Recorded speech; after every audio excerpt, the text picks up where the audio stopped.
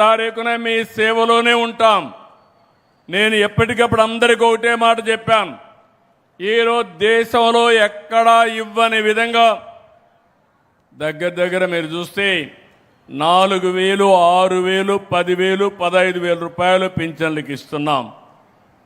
దివ్యాంగులకు 6,000 ఇస్తున్నాం. కిడ్నీ పేషెంట్లు కానీ డయాలసిస్ చేసుకుంటే 10,000 ఇస్తున్నాం. మంచానికి పరిమితం అయితే అలాంటి వారికి 15,000 ఇస్తున్నాం. నేను అడుగుతున్నా, ఎక్కడైనా ఇస్తున్నారా తమ్ముళ్ళు, ఆడబిడ్డలు? మీరే చెప్పమని మిమ్మల్ని అడుగుతున్నా.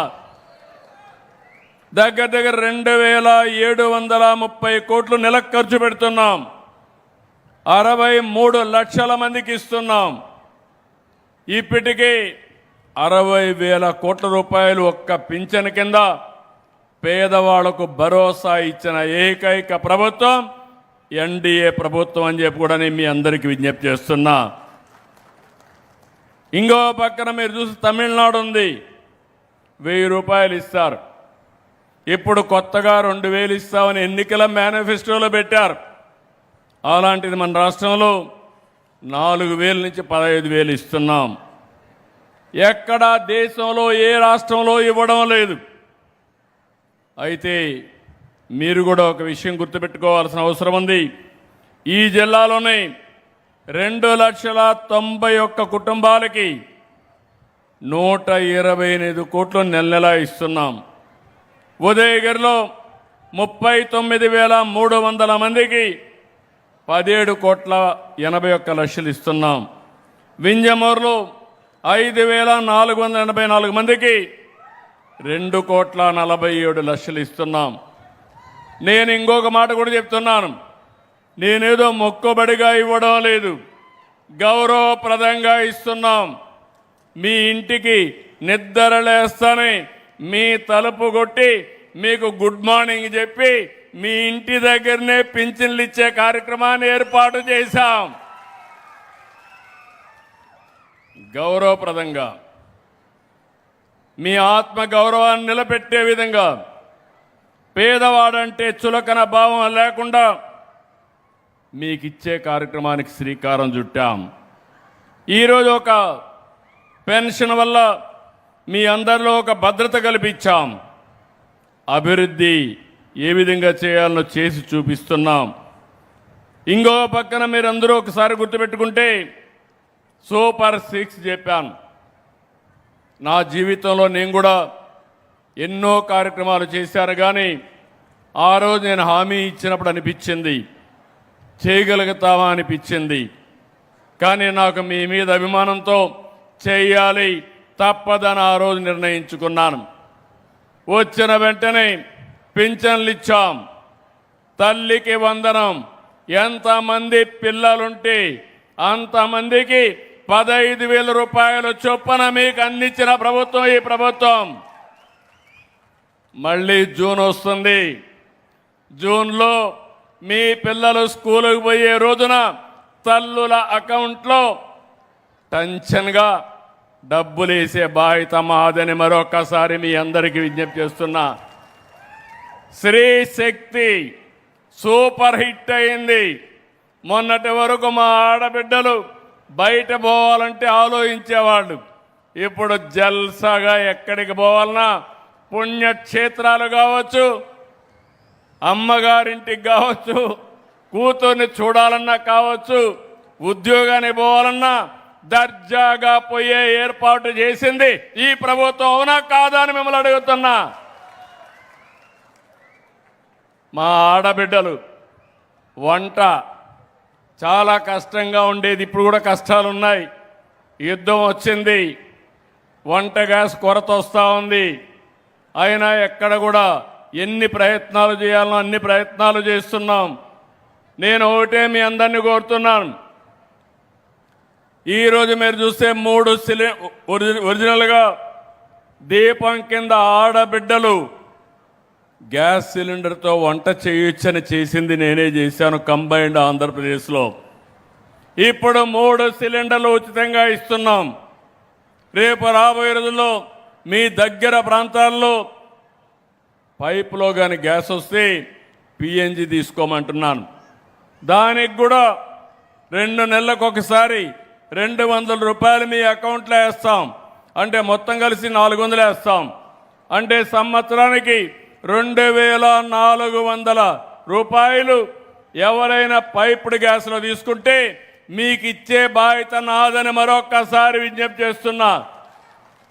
దానివల్ల యాక్సిడెంట్లు తగ్గుతాయి, మనకు సులభం అవుతుంది. అన్నదాత సుఖీభవ ఈ కార్యక్రమానికి శ్రీకారం చుట్టాం. ఈరోజు అన్నదాత సుఖీభవ కింద మొన్నే మీ అకౌంట్లో డబ్బులు వేశాను. కేంద్రం 6,000, రాష్ట్రం 14,000 రూపాయలు ఇస్తున్నాం. ఇప్పుడే నేను మైక్రో ఇరిగేషన్ చూశాను. ఇలాంటి ఉదయగిరి ప్రాంతంలో మైక్రో ఇరిగేషన్ చాలా పెద్ద ఎత్తున ఉపయోగపడుతుంది. ఇప్పుడే ఎమ్మెల్యే చెప్పాడు, ఈ చెరువుకు నీళ్లు ఇవ్వడమే కాదు, ఈ సంవత్సరం వెలుగొండ ప్రాజెక్టు పూర్తి చేసి నీళ్లు తీసుకొచ్చి ఆ తర్వాత ఉదయగిరి ప్రాంతానికి కూడా నీళ్లు తీసుకొచ్చే బాధ్యత ఈ ప్రభుత్వం తీసుకుంటాం. మీరు ఒక్కసారి గుర్తుపెట్టుకోవాలి, ఆ రోజు మీరు ఆలోచిస్తే పోలవరం 72% పనులు పూర్తి చేశాం. ఒక విధ్వంస పాలన వస్తే ఎట్లుంటుందంటే, నా మీద కోపంతో పోలవరాన్ని గోదావరిలో ముంచేశాడు, డయాఫామ్లు కూల్చేశాడు.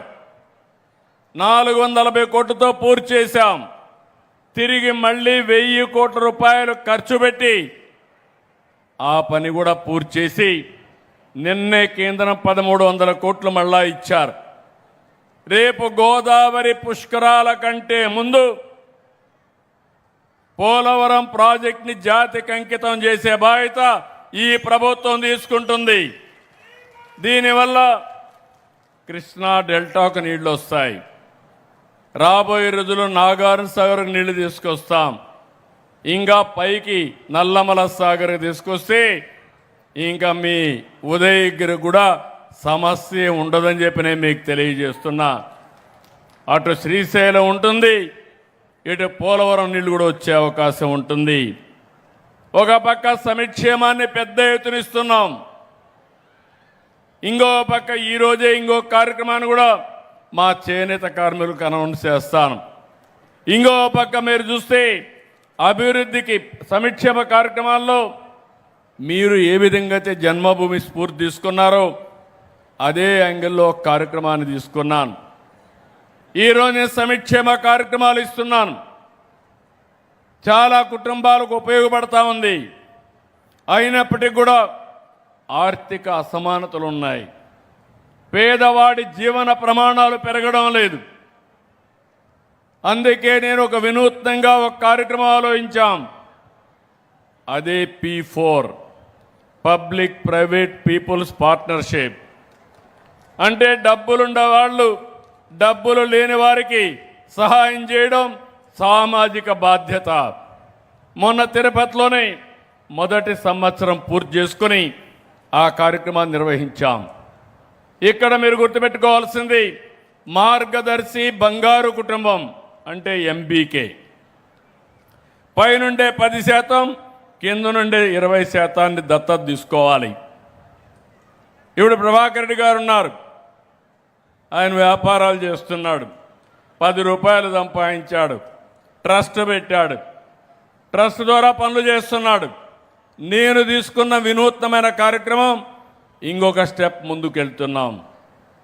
ఊరికి కావలసిన పనులు చేయడం కాదు, కుటుంబానికి కావలసిన పనులు, కుటుంబాన్ని బాగు చేసే విధానం నేర్పించడమే కాకుండా వాళ్ళని పైకి తీసుకొచ్చే బాధ్యత ఈ మార్గదర్శకులకు అప్పచెప్తున్నా.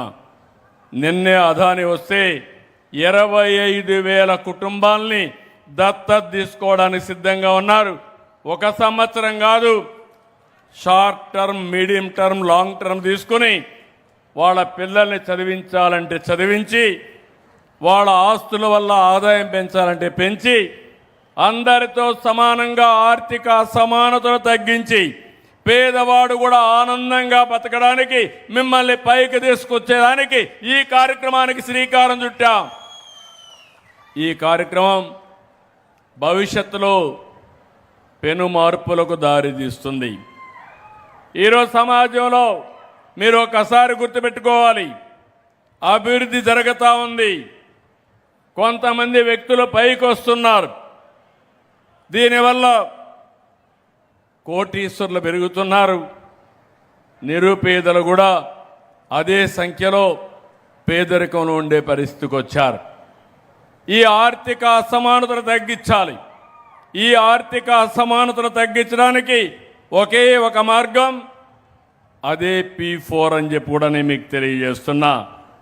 ఇంకో పక్క అభివృద్ధి కావాలి. ఈరోజు నేను సంక్షేమ కార్యక్రమాలు చేస్తున్నాను.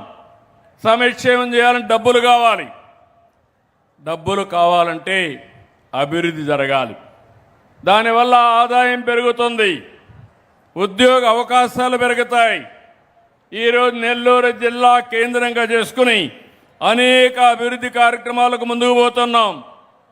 ఈ జిల్లాకుండే అడ్వాంటేజ్ వేరే జిల్లాకు లేదు. పోర్ట్లున్నాయి, అదే మరి ఎయిర్పోర్ట్ వస్తుంది.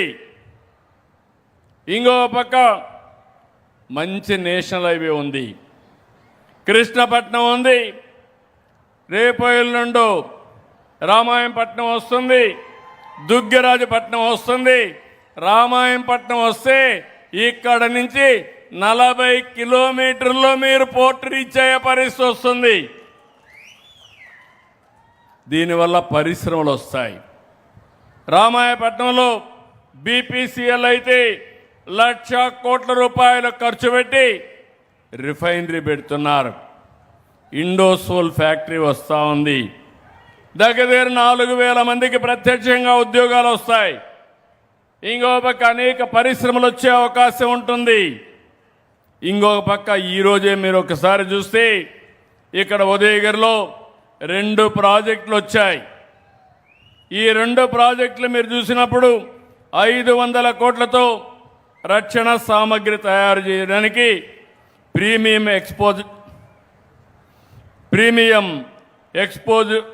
ఎక్స్పోజివ్స్ కోసం ఒక ఫ్యాక్టరీ వచ్చింది. ఇంకో పక్కన ఉదయగిరిలో ప్రతిష్టాత్మైన ఇది ఒక ప్రాజెక్టు, మానవ రహిత విమాన వ్యవస్థను తయారు చేయడానికి అనాడ్రోన్ సిస్టమ్ లిమిటెడ్ ఒక కంపెనీ వచ్చింది. చాలామంది అనుకుంటున్నారు ఉదయగిరిలో ఇండస్ట్రీ రావడం ఏంటని. ఒకప్పుడు ఉదయగిరిలో వ్యవసాయం కూడా చేసుకోలేక దేశం మొత్తం మైగ్రేషన్ అయ్యారంటే ఉదయగిరి నుంచి వెళ్ళి ప్రపంచంలో ఎక్కడుంటే అక్కడ పరిశ్రమలు పెట్టారు. మీరు బ్రిక్ అంటే ఇది ఇటుకలు పేర్చడం అంటే ఒక్క ఉదయగిరి వాళ్ళే దేశం అంతా చేసేవాళ్ళు. ఈరోజు ఒక మాట చెప్పాలంటే ఉదయగిరిలో ఉండే మీ దగ్గర డబ్బులు లేవు, కానీ ఉదయగిరి నుంచి బయట పోయిన వాళ్ళ దగ్గర మాత్రం డబ్బులు అంత సంపాదించగలిగారు. కానీ అందరికీ విజ్ఞప్తి చేస్తున్నా, మళ్ళీ తిరిగి ఉదయగిరికి రండి, పెట్టుబడులు పెట్టండి. పెట్టుబడులకు గమ్యస్థానంగా ఉదయగిరి తయారయ్యే బాధ్యత, తయారు చేసే బాధ్యత మేము తీసుకుంటాం. 3 నేషనల్ హైవేస్ వస్తున్నాయి, పక్కనే పోర్ట్లు వస్తున్నాయి. ఈ 3 నేషనల్ హైవేస్ 5 మండలాలను కనెక్ట్ చేస్తాయి. ఇంకా అన్ని రోడ్లు మీరు వేసుకోగలిగితే ఆటోమేటిక్గా ఈ ప్రాంతంలో పెద్ద ఎత్తున పరిశ్రమలు వస్తాయి.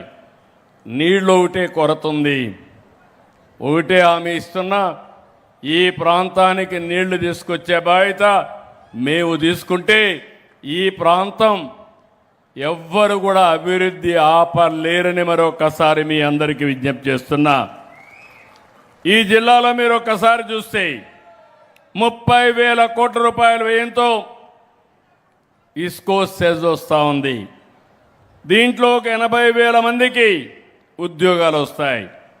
శామ్ స్టీల్ కానీ, గ్రీన్ మెటల్స్ కానీ, మొరోన్ మ్యానుఫ్యాక్చరింగ్ పార్క్ కానీ, సోలార్ ఇంగాట్ మ్యానుఫ్యాక్చరింగ్ కానీ, sawmill and food processing unit ఇలాంటివి చాలా వస్తున్నాయి. అమన్చెర్లలో ఇండస్ట్రియల్ పార్క్ ఒకటి వస్తుంది. మైపాడ్ బీచ్ని అభివృద్ధి చేస్తాం. ఇప్పుడే మీ ఎమ్మెల్యే చెప్పాడు, ఇక్కడ ఉదయగిరి పోర్ట్ ఉంది, దేవాలయం ఉంది.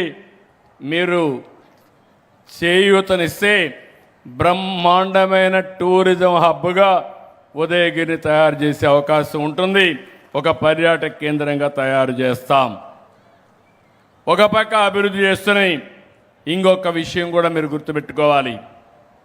తప్పుడు ప్రచారాలు నమ్మకుండా ఎవరైనా కావాలని నేను చూస్తున్నాను. చాలాసార్లు రాజకీయాలు చూశాను. నేను ఎప్పుడూ చూడనటువంటి విచిత్రమైన రాజకీయాలు చూస్తున్నాను. ఒకప్పుడు తీవ్రవాదులు ఉండేవాళ్ళు. వాళ్ళంతా కూడా హిట్ అండ్ రన్, బెదిరించి ఒక లెటర్ పంపించేవాళ్ళు.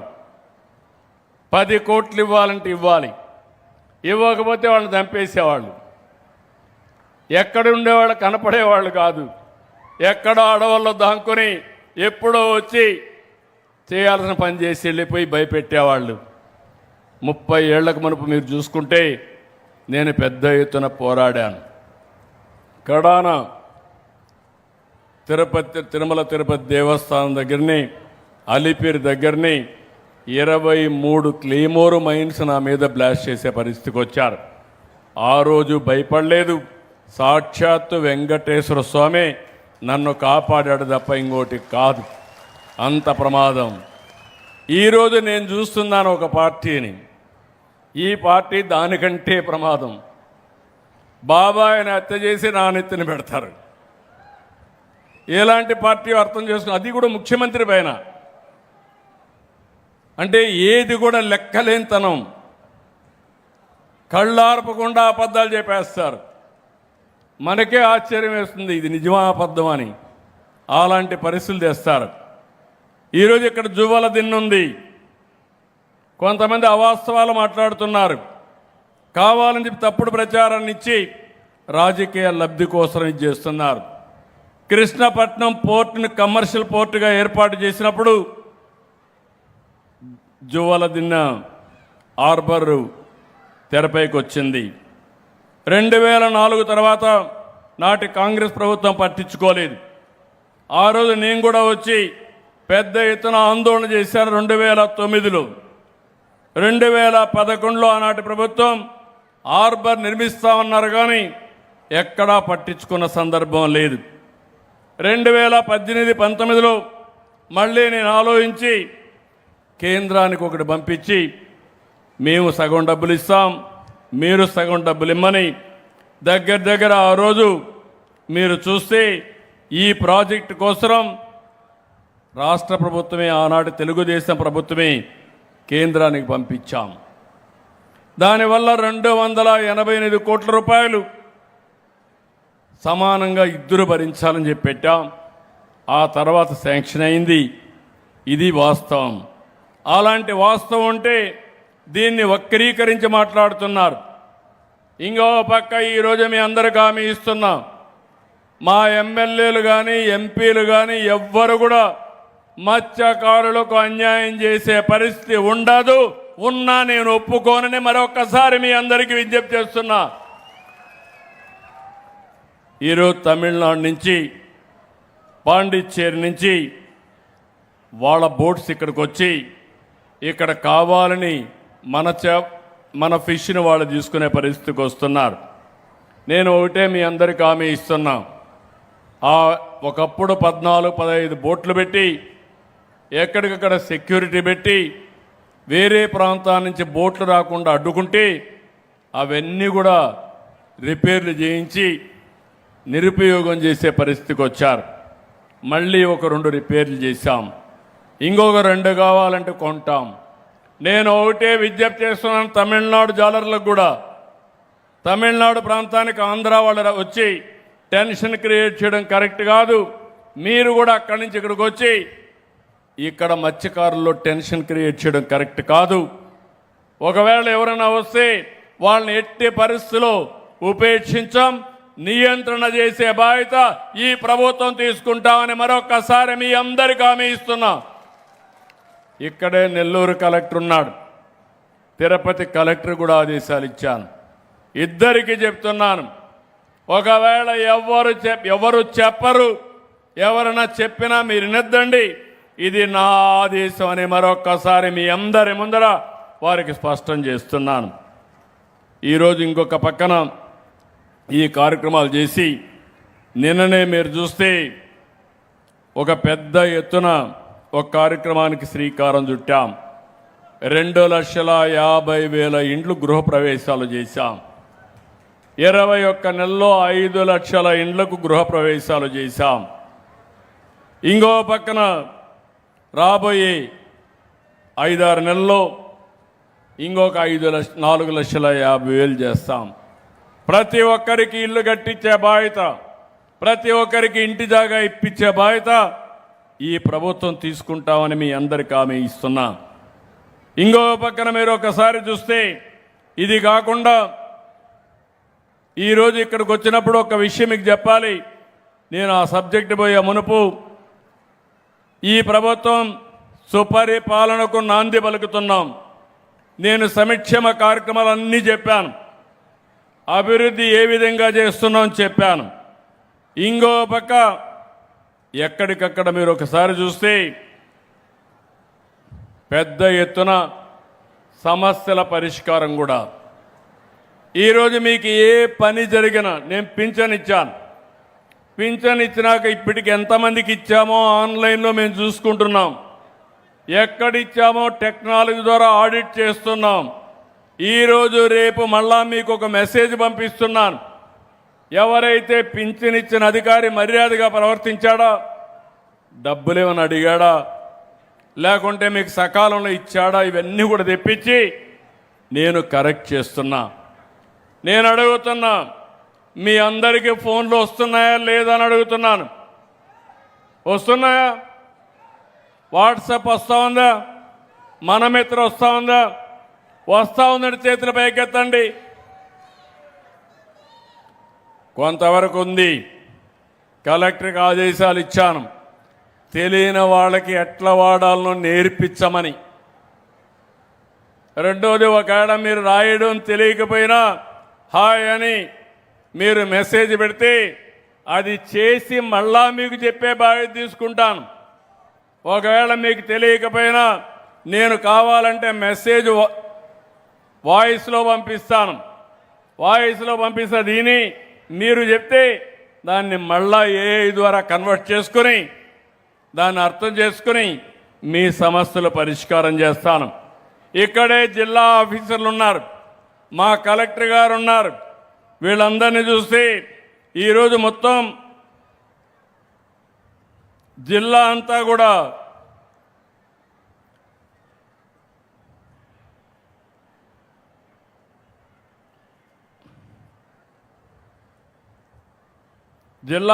మీరు చూసినప్పుడు సంవత్సరంలో ఈ జిల్లాలో నాకు వచ్చిన ఫీడ్బ్యాక్ ప్రకారం 69.33% పబ్లిక్ సాటిస్ఫాక్షన్ ఉంది. అంటే ప్రభుత్వ సేవలపైన మీ సాటిస్ఫాక్షన్ 69.33 ఉంది. స్టేట్ అయితే 67.364 ఉంటే స్టేట్ కంటే మెరుగ్గా 2% నెల్లూరు జిల్లా ఉంది. దీనికి అభినందిస్తున్నా. నెల్లూరు జిల్లా కంటే నియోజకవర్గం 1% తక్కువగా ఉంది. ఇక్కడ అధికార యంత్రాంగానికి పోటీ ఉంటుంది. ఎక్కడ బాగా లేదు అది కూడా చెప్తాను. నేనేదో మిమ్మల్ని ఒత్తిడి పెంచడం లేదు. 180 మంది బ్రహ్మాండంగా పనిచేస్తున్నారు, వాళ్ళని అభినందిస్తున్నా. మిగిలిన 20 మంది కూడా సక్రమంగా పనిచేసి అందరి మారిగానే మంచి పేరు తెచ్చుకోవాల్సిందిగా వారికి కూడా విజ్ఞప్తి చేస్తున్నా. రాష్ట్రంలో 64వ స్థానంలో జిల్లా ఉంది, ఉదయగిరి ఉంది. ఇంకో పక్క 3 నెలల్లో రాష్ట్రం 68.51 ఉంటే జిల్లా 70.61, అంటే ఇంకా 1% పెరిగింది. ఉదయగిరి కూడా బాగా పెరిగింది, దీనికి అభినందిస్తున్నాను. 71.28 జిల్లా కంటే మెరుగైంది. ఇప్పుడు 41వ స్థానానికి వచ్చారు. ఇంకో పక్క లాస్ట్ మంత్లో చూస్తే ఈ ఒక్క నెల కూడా చేశాను. రాష్ట్రం 71.69 ఉంటే జిల్లా 75.14% పెంచారు. కలెక్టర్ని అభినందిస్తున్నా. ఇది ఓటుగా కన్వర్ట్ చేయాలి మాకు. మీ ద్వారా మీరు ఎంత సమర్థవంతంగా పనిచేస్తే ప్రజలు అంత ఆనందంగా ఉండి నన్ను అంత బాగా ఆశీర్వదించే పరిస్థితి వస్తుంది. అది చేసే బాధ్యత ప్రభుత్వ యంత్రాంగాంది. నియోజకవర్గంగా పెరిగారు. 76.18% సాటిస్ఫాక్షన్ లెవెల్ వచ్చింది. దీనికి అభినందిస్తున్నా. అయితే మొత్తం కూడా మీరు ఒకసారి చూస్తే కొన్ని సేవలు ఉన్నాయి, అవి కూడా మీకు చెప్పాలి. ఈరోజు ఈ నియోజకవర్గంలో ఒకసారి మీరందరూ చూసుకుంటే బాగా పనిచేసే డిపార్ట్మెంట్లు, రీసర్వే ఉంది.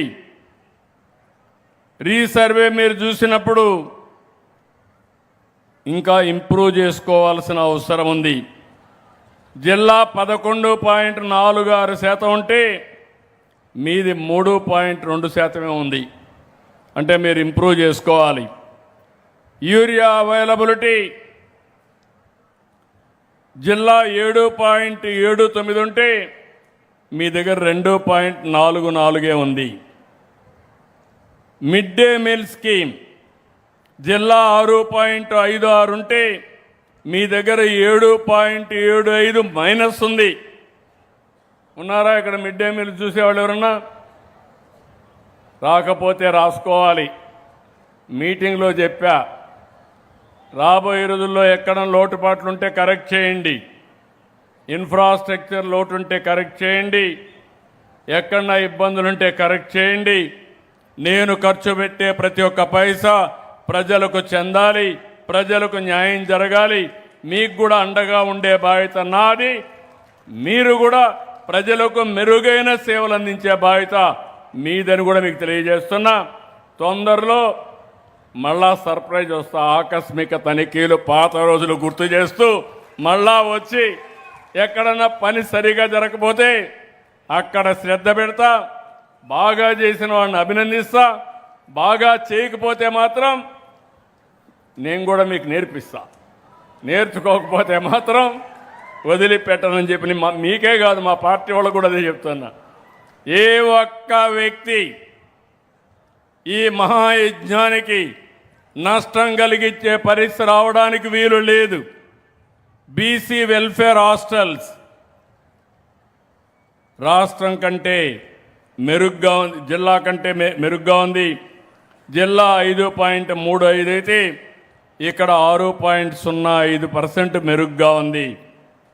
ఆర్ఎన్బి రోడ్స్ కానీ పంచాయతీరాజ్ రోడ్స్ కానీ ఉన్నారా? ఆర్ఎన్బి వాళ్ళు జిల్లా అంతా 5.14% ఉంటే ఇక్కడ -3.13, అంటే దగ్గర 8.5% మైనస్ ఉన్నారు. బీ కేర్ఫుల్, ఎక్కడెక్కడ ఉందో వాచ్ చేసుకోండి. అదే మాదిరిగా స్టాంప్స్ అండ్ రిజిస్ట్రేషన్ బ్రదర్ కొంచెం సీరియస్గా తీసుకోండి. బాగా లేదు మీ పరిస్థితి, నేను క్లియర్గా చెప్పాలా. నేను రిజిస్ట్రేషన్ చేయాలని చెప్పాను, ఆటోమేటిక్గా చేయమన్నాను. రికార్డ్స్ అన్నీ ఆన్లైన్లో ఉంటాయి. వచ్చిన వాళ్ళని ఇబ్బంది పెట్టద్దన్నాను. ఇక్కడ జిల్లాలో చూస్తే 5.07% వస్తే పాజిటివ్గా, మీ దగ్గర 14.26% నెగిటివ్గా వచ్చింది, తక్కువ వచ్చింది. బీ కేర్ఫుల్, నేను క్లియర్గా చెప్పాలి. ఇప్పుడంతా మీకు చెప్తున్నా, మళ్ళా చెప్పే పని ఉండదు. చర్యలే ఉంటాయి, యాక్షనే ఉంటుంది. దయచేసి అర్థం చేసుకోమని మరొక్కసారి చెప్తున్నా. నెక్స్ట్ మంత్ నుంచి they are our clients, we are their servants. నేను కానీ మీరు కానీ ప్రజలకు సేవకులుగా ఉండాలి తప్ప పెత్తందారులం కాదని మరొక్కసారి మీ అందరికీ విజ్ఞప్తి చేస్తున్నా. ఇంకొక పక్కన ప్రెగ్నెంట్ ఉమెన్, లాక్టేటింగ్ ఉమెన్ జిల్లాలో 4.5% మెరుగ్గా ఉంటే స్టేట్ కంటే ఇక్కడ 0.47 ఉన్నారా? ఉమెన్ అండ్ చైల్డ్ వెల్ఫేర్ రాసుకోవాలి. అదే సమయంలో 3 నెలల నుంచి ఏమమ్మా బాగాలేదు ఇక్కడ ఈ కాన్స్టిట్యున్సీలో. నువ్వు జిల్లా ఆఫీసర్, కాన్స్టిట్యున్సీ ఆఫీసర్ నాకు తెలియదు. ఇక్కడ తక్కువ ఉంది, బీ కేర్ఫుల్. ఇంకో పక్కన ప్రెగ్నెంట్ ఉమెన్ అదైనాక చిల్డ్రన్ 3 నుంచి 6 సంవత్సరాలు జిల్లా 4.04% రాష్ట్రానికంటే మెరుగ్గా ఉంది. మీ దగ్గర మాత్రం 0.35 మైనస్ ఉంది. దాన్ని మీరు గుర్తుపెట్టుకోవాలి. 6 నెలల నుంచి 36 నెలలు ఉండే పిల్లలు, దీంట్లో రాష్ట్రం మీ జిల్లా 4.03% బాగుంటే ఇక్కడ 3.68% మైనస్లో ఉన్నారు. అంటే 8% ఇక్కడ మైనస్ ఉంది. మీరు తిరగండి, ఏ అంగన్వాడీ బాగాలేదు కూడా మీకు పంపిస్తున్నాం. అది పెట్టుకొని కరెక్ట్ చేసే బాధ్యత మీది, ప్రవర్తన మార్చే బాధ్యత కూడా మీది. మళ్ళీ నేను చెప్పను, దయచేసి గుర్తుపెట్టుకోవాలి. ఇంకో పక్కన గవర్నమెంట్ హాస్పిటల్స్ జిల్లా కంటే ఇక్కడ తక్కువ ఉంది. జిల్లా 2.87% రాష్ట్రానికంటే బెటర్గా ఉంటే ఇక్కడ 0.08 ఉంది. హాస్పిటల్స్ ఎవరున్నారు? Medical and health director, district officer, చూసుకోమ్మా నువ్వు కూడా, అంత బాగా లేదు. ఇంకో పక్క గవర్నమెంట్ హాస్పిటల్స్ అని డిఎస్హెచ్, ఇది కూడా సరిగా లేదు. జిల్లా 2.87 ఉంటే మీ దగ్గర 0.8% ఉంది. అంటే జిల్లా కంటే స్టాండర్డ్స్ తక్కువ ఉన్నాయి ఇక్కడ. ఆర్ఓఆర్ రెవెన్యూ డిపార్ట్మెంట్, వీళ్ళని అభినందిస్తున్నా. జిల్లాలో 1.7 ఉంటే 1.68 ఉంటే ఇక్కడ 7.47 బాగుంది. వాళ్ళని మనస్ఫూర్తిగా అభినందిస్తున్నా. శభాష్, దీన్ని కాపాడుకోమని వారందరికీ విజ్ఞప్తి చేస్తున్నా. ఉన్నారా ఆర్డీఓ? ఏంటి ఆర్డీఓ? ఇక్కడ ఈ నియోజకవర్గం వరకు బాగున్నారు. ఓకే అమ్మ, గుడ్. నియోజకవర్గం వరకు బాగా చేశారు. ఇంకో పక్కన ఏపీఎస్ఆర్టీ సర్వీసెస్ జిల్లా 1.57 ఉంటే ఇక్కడ 9.51% ఎక్కువగా ఉంది. ఇక్కడ ఆర్టీసీ బస్సులు బాగా ఉన్నాయి, బాగా రన్ చేస్తున్నారు. వాళ్ళని మీరేనమ్మా? ఓకే, గుడ్, కంగ్రాచులేషన్స్ అమ్మా, బాగా చేసి. జిల్లా కంటే నువ్వు బస్ డిపో మేనేజర్ వేళ ఉంటే జిల్లా ఆర్ఎం, జిల్లా కంటే ఇది బెటర్గా ఉంది. అధ్యయనం చేసి జిల్లా కూడా ఇంకా ఇంప్రూవ్ చేయాలి. అదే మరి ఇంకొక పక్కన గంజాయి జిల్లా ఎట్లుందో అట్లనే ఉంది. సాలిడ్ వేస్ట్ మేనేజ్మెంట్ జిల్లా 1.18 ఉంటే ఇక్కడ 5.31% బాగుంది. పంచాయతీల్లో door to door garbage collection బెటర్గా ఉంది. నిన్నే మీరు చూశారు, కేంద్రంలో 25 అవార్డులు ఇస్తే 5 అవార్డులు మన రాష్ట్రానికి వచ్చాయి. పవన్ కళ్యాణ్ గారి నాయకత్వంలో పనిచేసి పంచాయతీ రాజుకి 5 అవార్డులు వచ్చాయి. దీనికి అభినందిస్తున్నా. నీకు కూడా కంగ్రాచులేషన్స్ అమ్మా, ఇక్కడ బాగా చేస్తున్నావు. కానీ జిల్లా అంతా కూడా ఇంప్రూవ్ చేసుకోండి. కాలేజ్ ఎడ్యుకేషన్ 0.73 జిల్లాలో ఉంటే ఇక్కడికి వచ్చే కొద్దికి 5.5 మైనస్లో ఉన్నారా? జిల్లా కాలేజ్ ఎడ్యుకేషన్ డైరెక్టర్ కానీ ఎవరన్నా ఉన్నారా? ఇక్కడ రావాలి. నేను చదువుతున్న అన్ని మీరు రాసుకోవాల్సిన అవసరం ఉంది.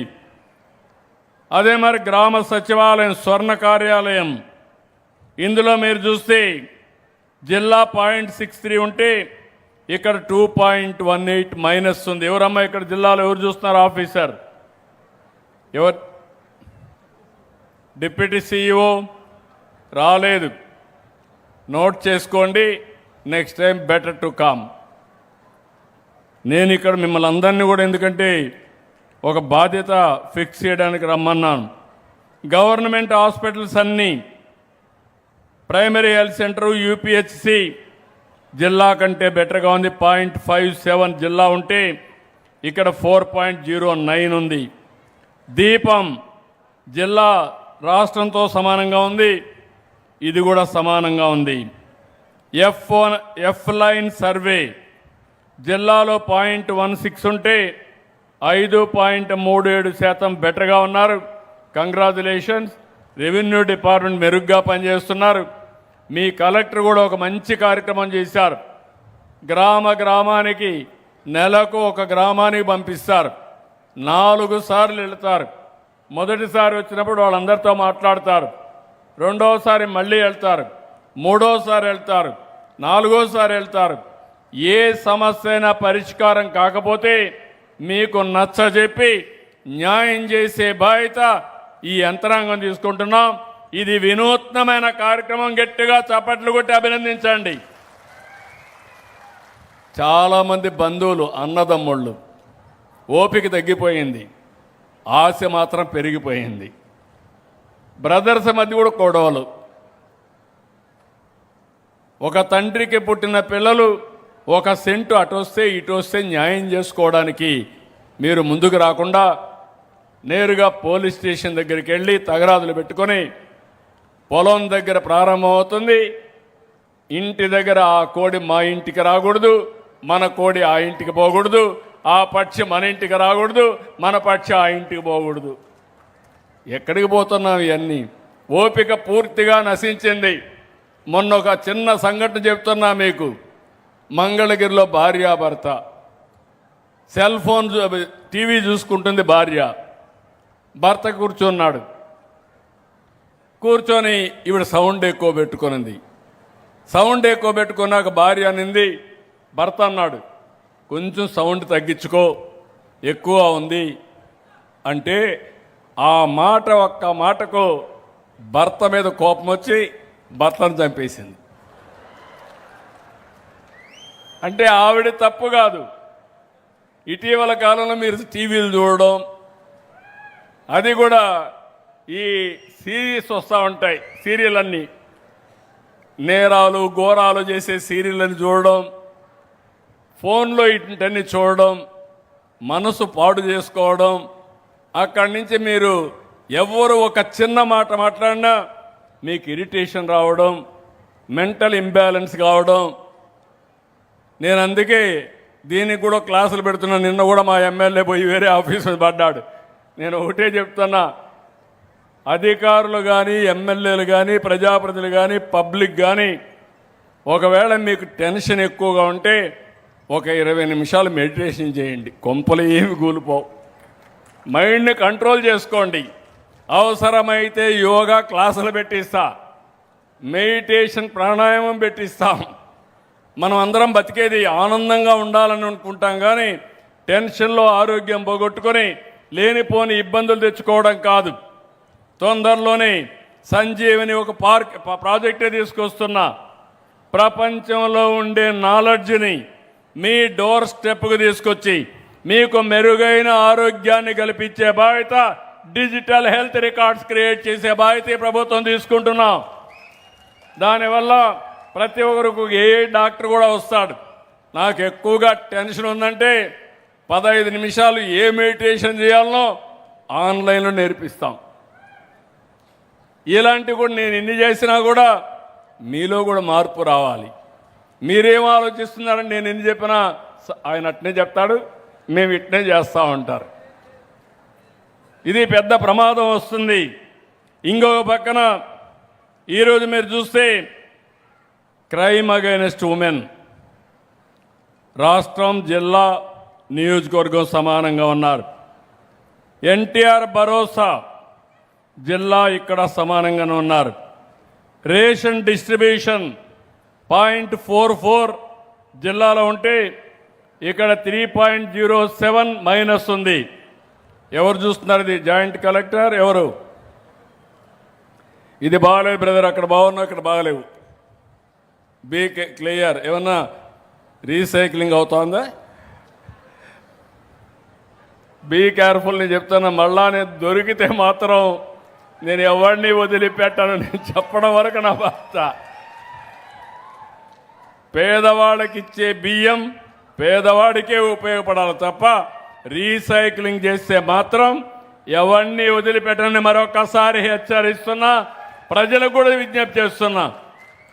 ఒకవేళ మీకు వద్దనుకుంటే వేరే ఇస్తాం, అవి తీసుకోండి. మిల్లెట్స్ ఇస్తాం, లేకుంటే ఇంకొక నిత్యావసర వస్తువులు ఇద్దాం, కానీ వేస్ట్ చేయొద్దండి. మనం కూడా అవినీతికి పాల్పడే విధంగా చేయొద్దండి. వాళ్ళల్లో నీతి ఉండాలి, మనలో కూడా నీతి ఉండాలి. మనం ఎంకరేజ్ చేయకపోతే వాళ్ళు చేయలేరు. మనలో కూడా చిన్న లోపాలు ఉన్నాయి. ఎంత వచ్చినా ₹1 మనం కూడా లాలోచిపడి ఇలాంటి పనులన్నీ వస్తున్నాయి. ఇంటి జాగాలు ఇండ్లు కట్టడంలో జిల్లా కంటే ఇక్కడ బెటర్గా ఉన్నారు. జిల్లా 6.66% మైనస్ అయితే ఇక్కడ 2.67% ప్లస్లో ఉన్నారు. ఉన్నారా హౌసింగ్ ఇక్కడ? Housing supervisor okay. శాప్ అయితే జిల్లాలో ఇక్కడ బాగాలేదు. అన్ని గ్రామాల్లో మీరు ఇంకా పిల్లలు ఆడుకోవడానికి కూడా ప్లే గ్రౌండ్స్ తయారు చేయాల్సిన అవసరం ఉంది. అది కూడా తయారు చేస్తే చాలా వరకు ఉపయోగపడుతుంది. మళ్ళీ ఒకసారి అందరినీ జిల్లా అధికారులు బాగా చేసిన వాళ్ళని గట్టిగా అభినందిస్తున్నా. ప్రజల తరపున మీరు కూడా గట్టిగా చప్పట్లు కూడా చెప్పండి, వాళ్ళని అభినందించండి. మనిషికి కావాల్సింది గుర్తింపు. ఈరోజు మీరు నాకేమి ఇస్తున్నారు? ఒకసారి ఓటేస్తున్నారు. 5 ఏళ్ళు రాత్రింబగుళ్ళు పనిచేస్తున్నా. ఎందుకు పనిచేస్తున్నాను? మీకు న్యాయం జరగడానికి, మీరు నన్ను మంచి అనడానికి, మీరు నన్ను మెచ్చుకోవడానికి నేను పనిచేస్తున్నాను. ఈ రాష్ట్రంలో ఒకటే గుర్తుపెట్టుకోండి, నేను అందరి వాడిని. 5 కోట్ల మంది కోసం పనిచేస్తా, అన్ని కుటుంబాల కోసం పనిచేస్తా, మీ జీవన ప్రమాణాలు పెంచుతా, మిమ్మల్ని పైకి తీసుకురావడానికి నిరంతర పనిచేస్తా.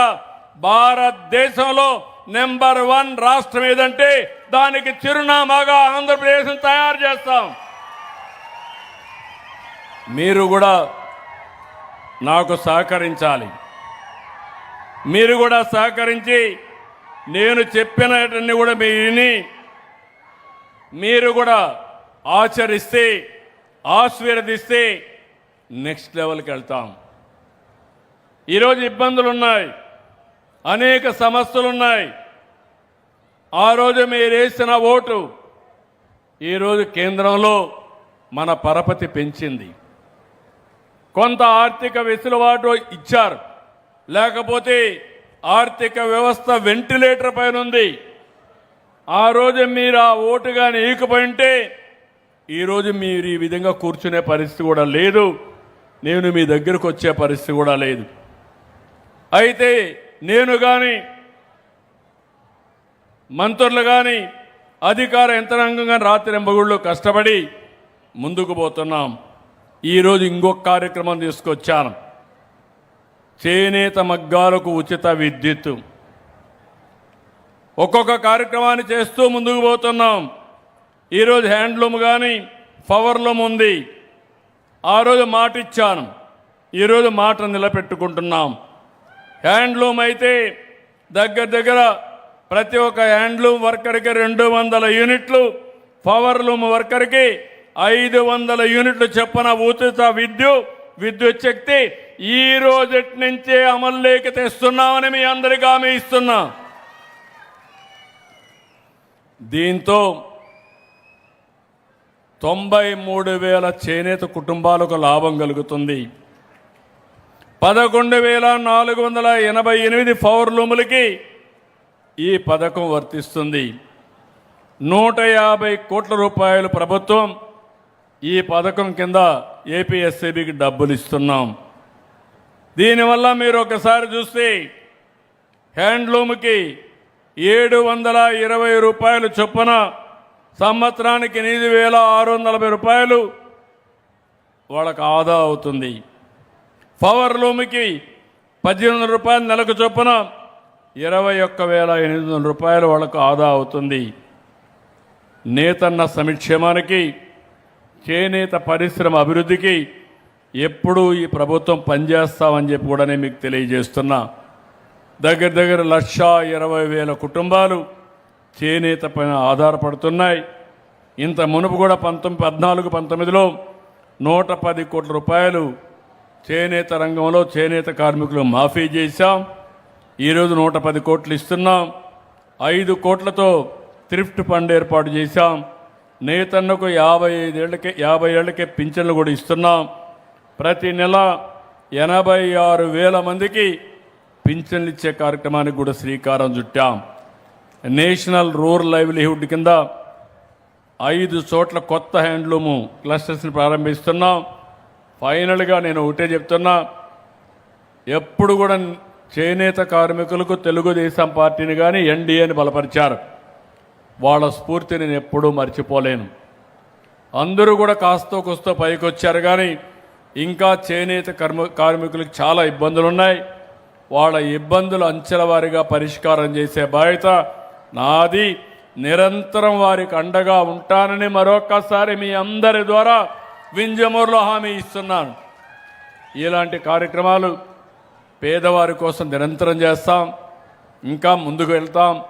దయచేసి ఈ ప్రభుత్వాన్ని పూర్తిగా ఆశీర్వదించాల్సిందిగా మరొక్కసారి అందరినీ కోరుకుంటూ, ఈరోజు వింజమూరుకు వచ్చినప్పుడు మీరు చూపించిన స్ఫూర్తికి పేరు పేరున మనస్ఫూర్తిగా అభినందనలు, ధన్యవాదాలు.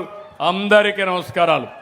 జై తెలుగు తల్లి, జై భారత్, జై హింద్. గౌరవ రాష్ట్ర ముఖ్యమంత్రి వర్యులకు హృదయపూర్వక ధన్యవాదాలు. ఇప్పుడు లబ్ధిదారులను వేదిక మీదకు రావాల్సిందిగా కోరుతున్నాం.